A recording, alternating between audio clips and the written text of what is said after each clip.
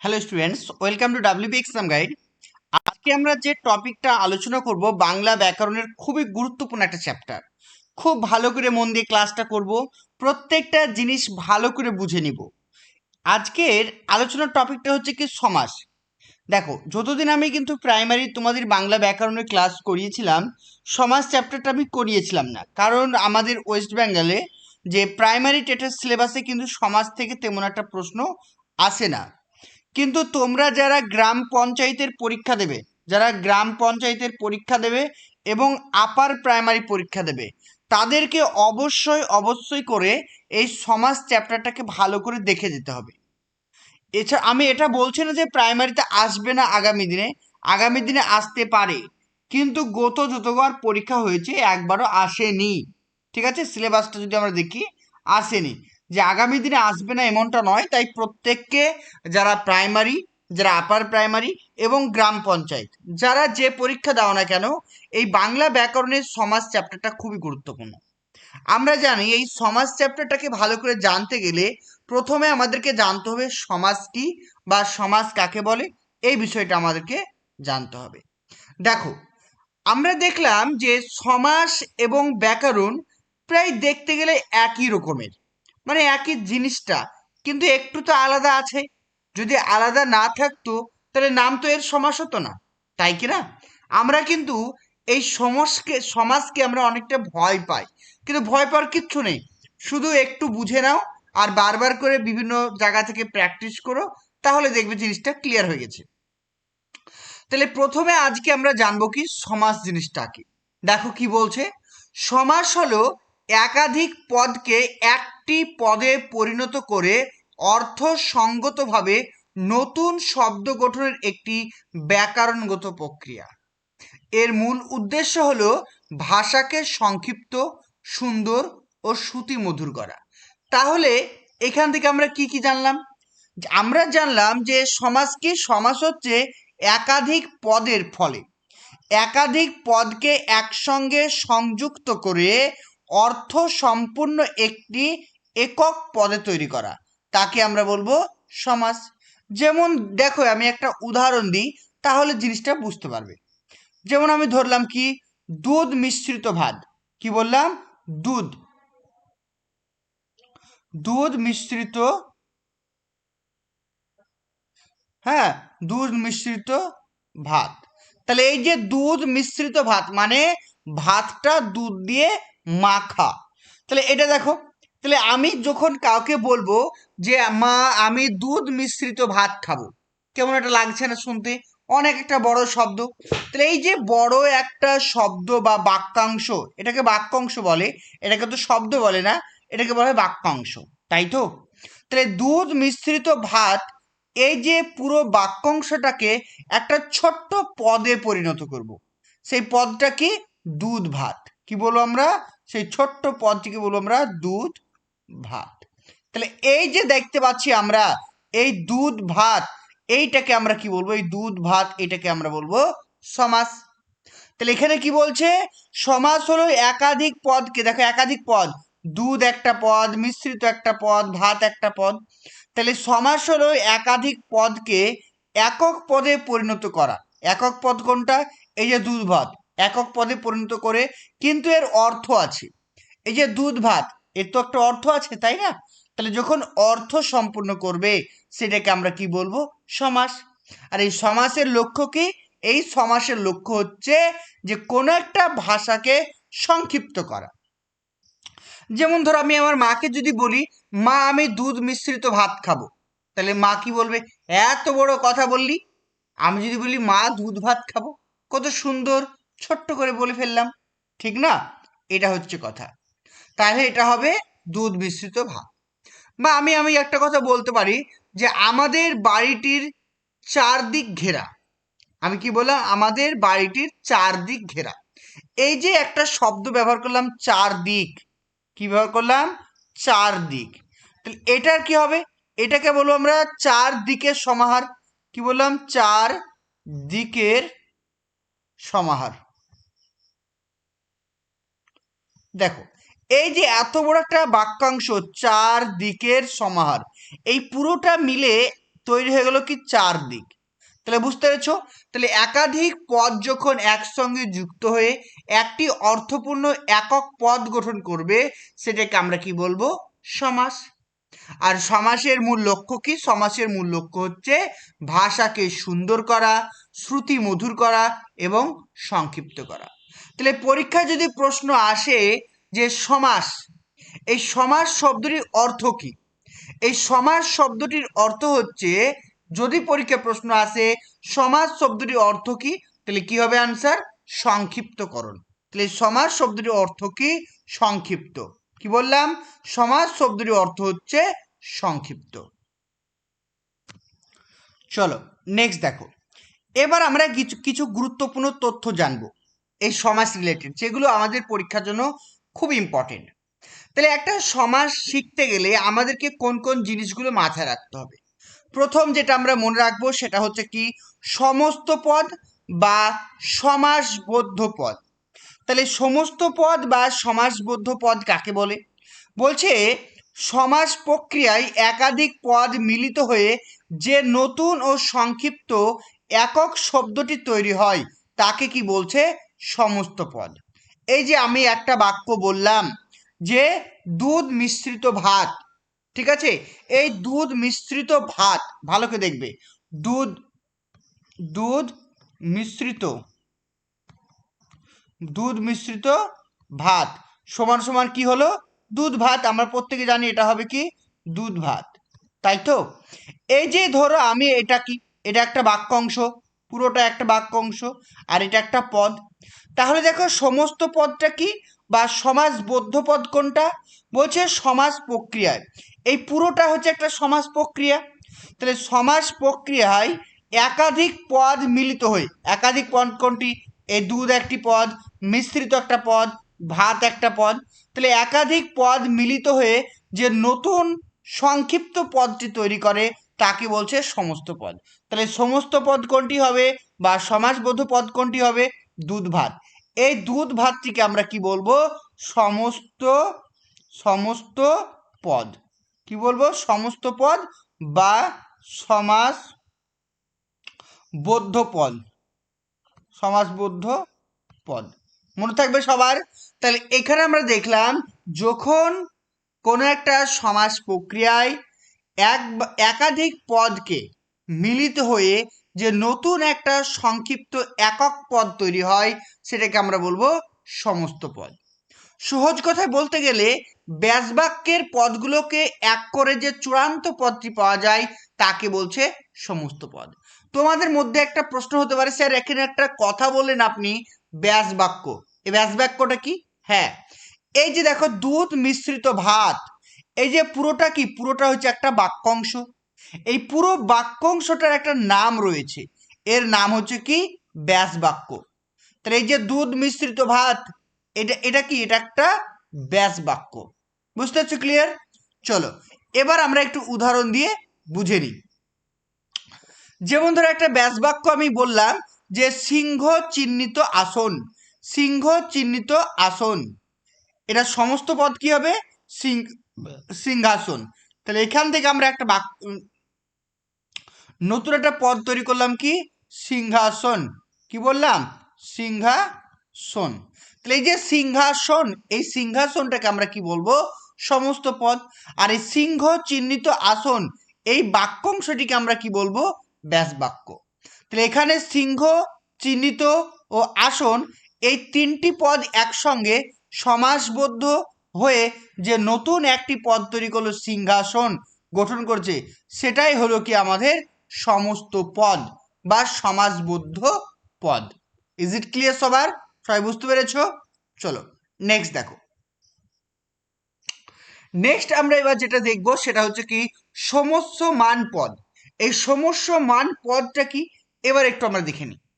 বলছে কি দেখো, সমাস প্রক্রিয়ায় যেসব শব্দ বা পদ মিলে একটি নতুন সমস্ত পদ গঠন করে তাদের প্রত্যেকটিকে আলাদা আলাদাভাবে সমস্য মান পদ বলে।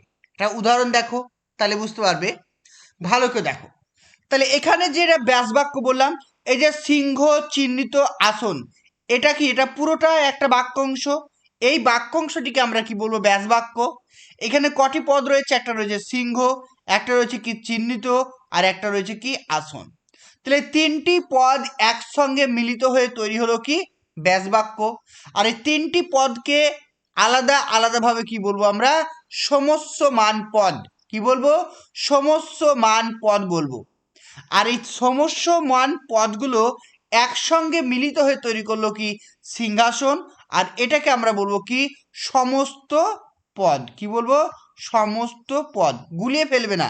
সমস্ত পদ, বা আমরা একটা বলি সমাসবদ্ধ পদ। মনে থাকবে? ক্লিয়ার? তাহলে এখানে দেখো সিংহ একটি পদ, চিহ্নিত একটা পদ, আর একটা পেলাম কি? আসন একটি পদ। ওকে, ক্লিয়ার সবার? দেখো, এবার আমরা একটু দেখব যে এই সমস্যামান যে পদগুলো পেলাম, এই সমস্যামান পদগুলোকে আমরা দুটি ভাগে ভাগ করতে পারি। একটাকে বলবো আমরা পূর্বপদ, আর একটিকে বলবো আমরা পরপদ। পূর্বপদটিকে বলা হয় আগের দিকে বসবে, আর পরপদটা পরে বা উত্তর পদও বলা হয়ে থাকে। যেমন দেখো, এই যে আমরা পেলাম সিংহাসন, এখানে কি পেলাম? সিংহ। এই সিংহটা হচ্ছে কি? উত্তর পদ। আর এইখানে যে আসনটা পেলাম, আসনটাকে আমরা বলবো কি? পরপদ। পর মানে কি? পরের যেটা থাকছে। বোঝা গেল?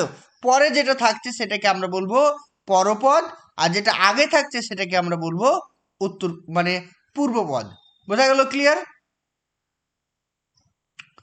চলে আসো ব্যাস বাক্য। এই যে আমরা এতক্ষণ ব্যাস বাক্য ব্যাস বাক্য বলে চিৎকার করলাম, এই ব্যাস বাক্যকে আরো দুটি নামে ডাকা হয়। এক হচ্ছে কি? বিগ্রহ বাক্য। কি বলা হয়? একটাকে বলা হয় বিগ্রহ বাক্য বলা হয়, আর একভাবে বলা হয় কি? সমাস বাক্য।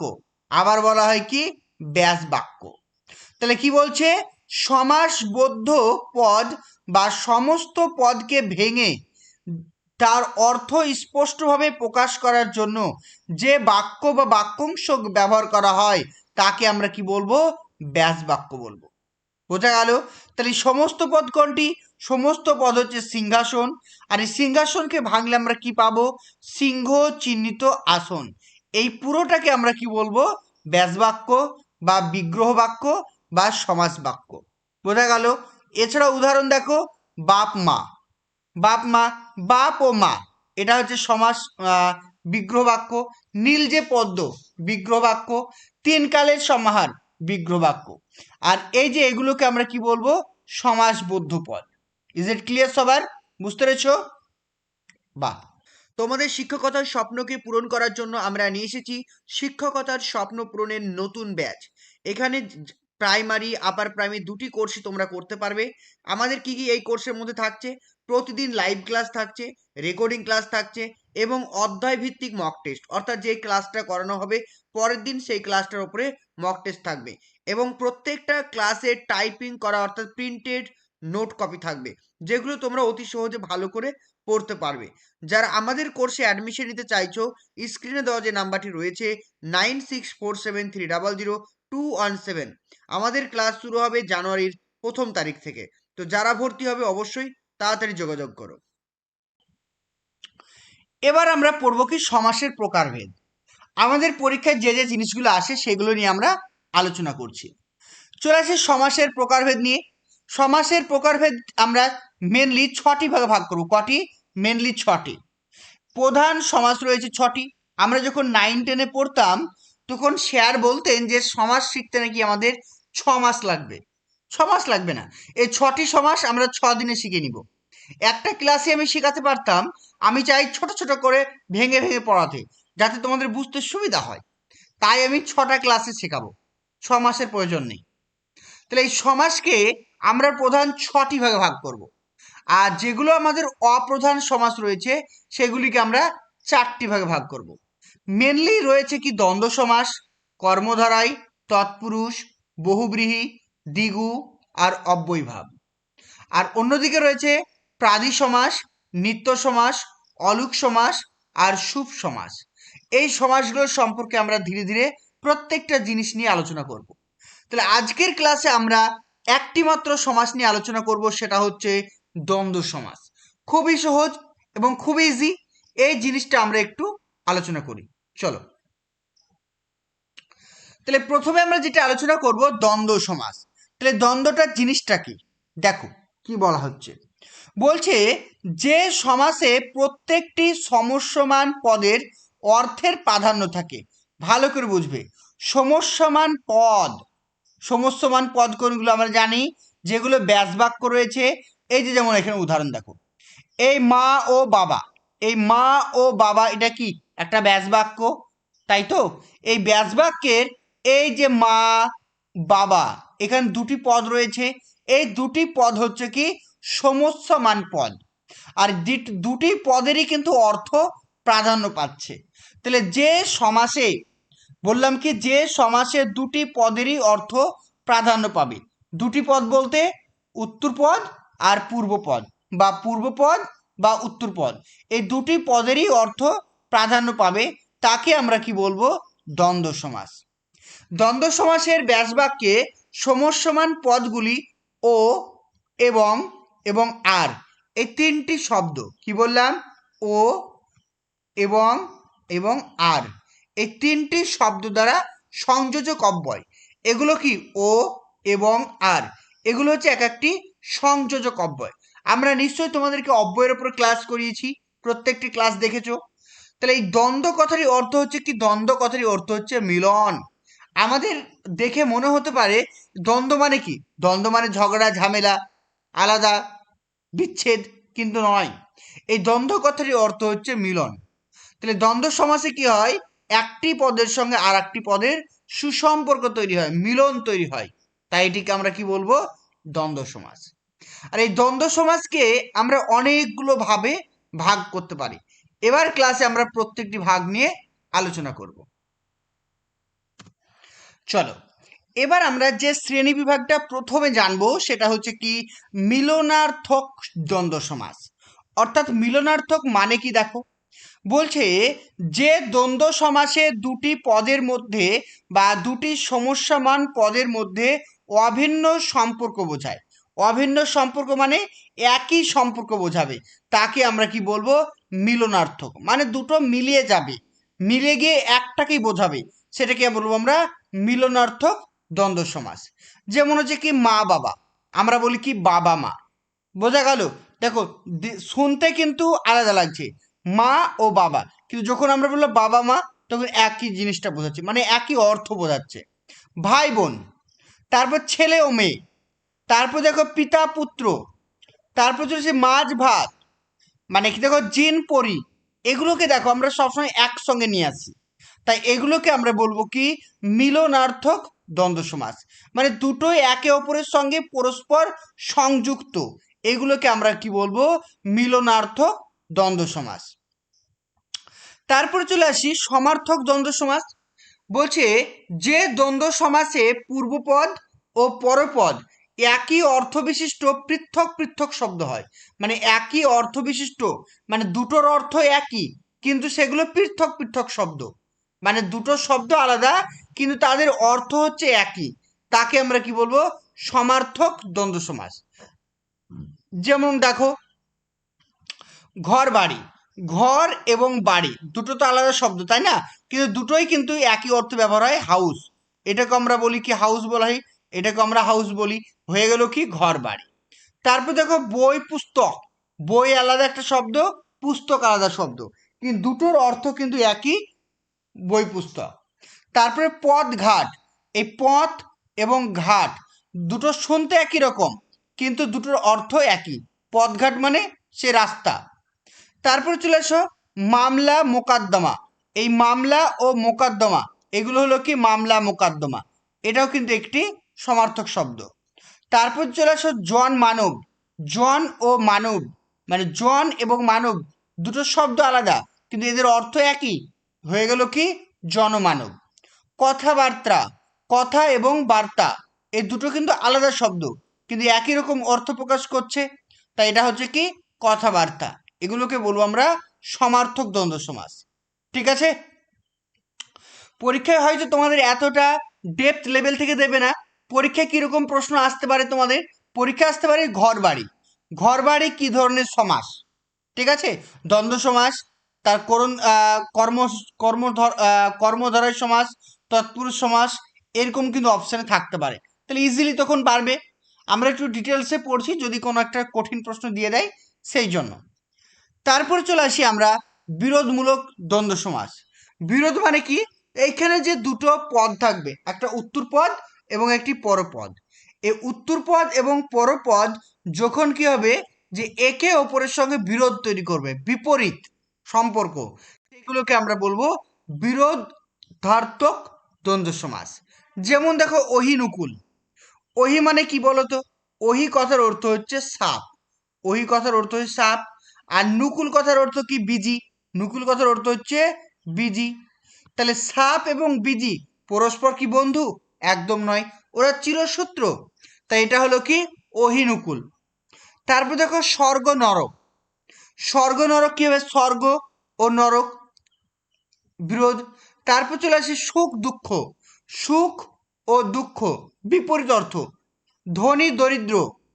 তারপর থেকে দিন রাত্রি, লাভ লোকসান, দেনা পাওনা, ঠিক আছে, পাপ পুণ্য, জানা অজানা, এগুলো কি? এগুলো সব কিন্তু বিপরীত দ্বন্দ্ব। তাহলে এগুলোকে আমরা কি বলবো? প্রত্যেকটিকে আমরা বলবো বিপরীত দ্বন্দ্ব সমাস। তারপর চলে আসো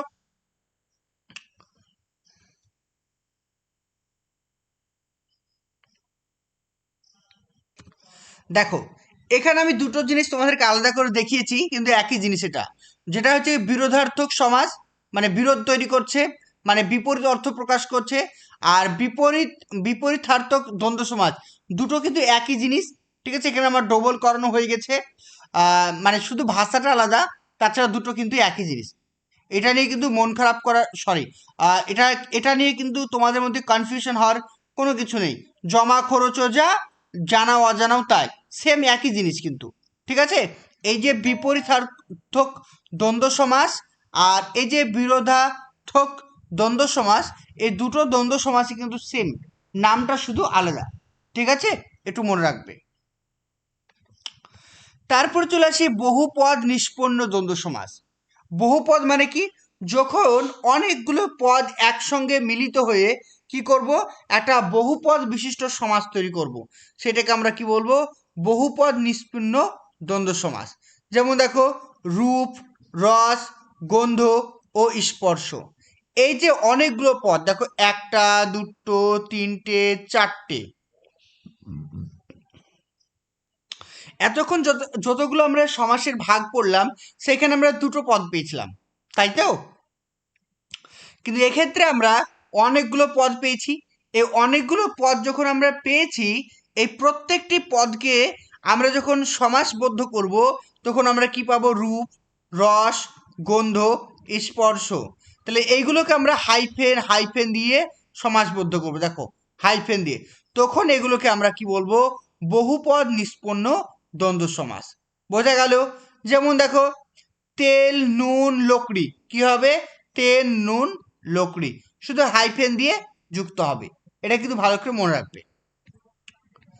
তারপর চলে আসো অলুক দ্বন্দ্ব সমাস। অলুক দ্বন্দ্ব সমাসটা কি? যে দ্বন্দ্ব সমাসে কোনো সমস্যমান পদের বিভক্তি লোপ পায় না, তাকে কি বলছে? অলুক দ্বন্দ্ব সমাস। বিভক্তি বলতে কি বোঝায়? হ্যাঁ, তোমাদের ক্লাস করানো হয়েছে।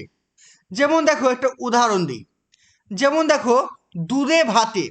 দুধে ভাতে বিভক্তি কি? এখানে কি বিভক্তি আছে? এখানে এ বিভক্তি আছে। আর ভাতে এখানে কি আছে? এখানে রয়েছে একার বিভক্তি। তাহলে যখন সমাস তৈরি হচ্ছে কি হচ্ছে? দুধে ভাতে, তাই এটাকে বলছে অলুক। বোঝা গেল? মানে কোনো লুপ পাবে না, কোনো রকমের পরিবর্তন হচ্ছে না, তাই এটাকে বলা হয় কি? অলুক দ্বন্দ্ব সমাস। কি বলবো আমরা? অলুক দ্বন্দ্ব সমাস। তারপর দেখো হাতে কলমে। হাতে ও কলমে কি হয়ে গেল? হাতে কলমে। দেখো হয়াকার তয়কার হাতে, এখানে হাতে, কোনো রকম পরিবর্তন কিন্তু হয়নি। দেশে বিদেশে, তাহলে কি হলো? দেশে বিদেশে। তাহলে এই দেশে ও বিদেশে, এটা যখন আমরা করব দেশ বিদেশ, তখন কিন্তু কি হয়ে যাবে বলতো? বিপরীত। বোঝা গেল? এই দেশে বিদেশেকে যখন আমরা বলবো দেশ বিদেশ, তখন হয়ে যাবে কি? বিপরীত।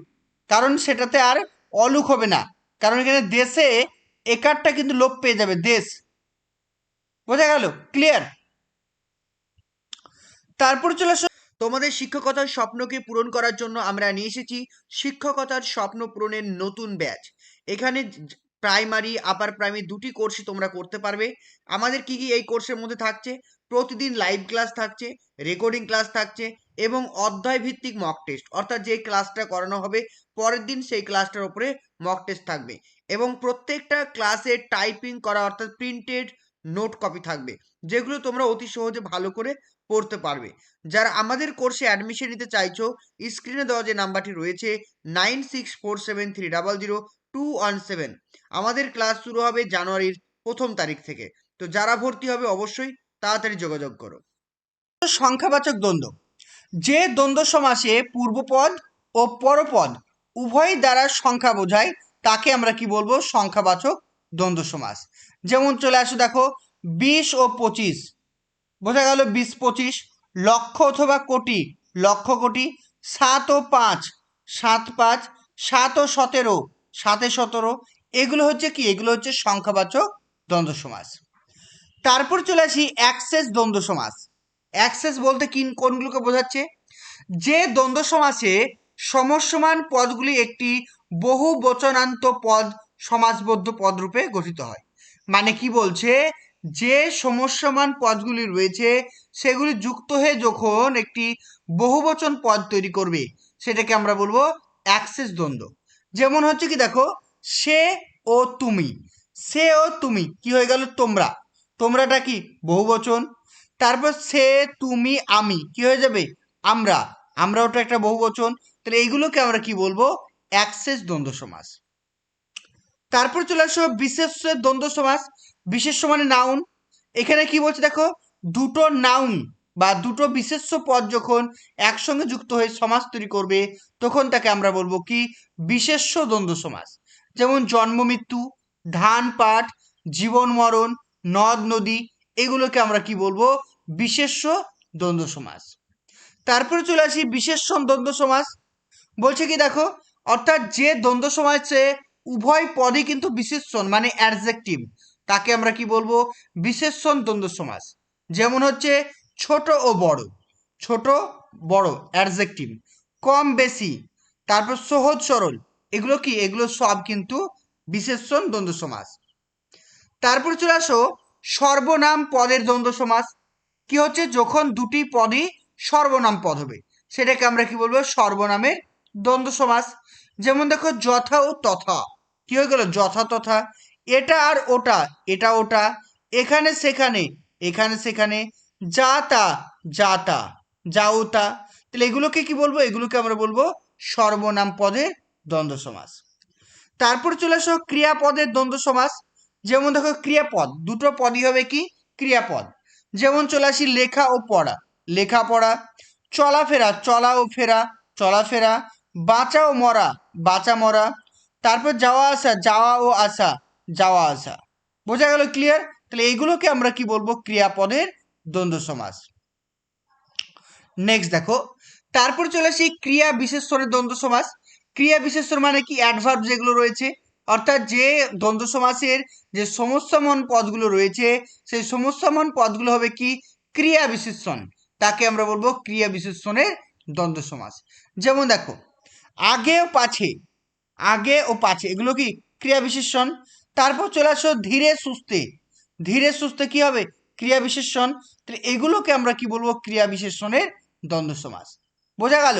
তাহলে আমরা আজকে যেটা আলোচনা করলাম দ্বন্দ্ব সমাস, এর বাইরে কিচ্ছু প্রশ্ন আসবে না। কনসেপ্টটা বুঝে নিয়ে যখন আমরা এমসিকিউ প্র্যাকটিস করব তখন জিনিসটা বুঝতে পারবে। ভালো করে পিডিএফটা পড়ো, রিভিশন করো, দেখবে প্রত্যেকটা জিনিস ক্লিয়ার হয়ে যাচ্ছে। ওকে।